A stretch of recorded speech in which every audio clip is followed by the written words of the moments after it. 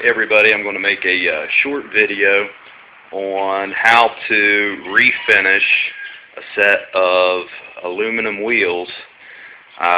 They're polished aluminum wheels for Mustang.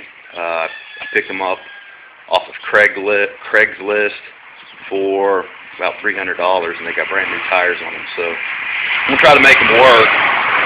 What I've got here, here's the wheels. I've taken a deck of cards, a couple decks of cards, and outlined the rims. And I've got the Rust-Oleum aircraft remover. I got some heavy-duty gloves, air respirator, and a paintbrush. What I'm going to do, I'm going to take just for y'all, I'm going to put the gloves on, but here you got to be really careful with this stuff. It's pretty nasty. So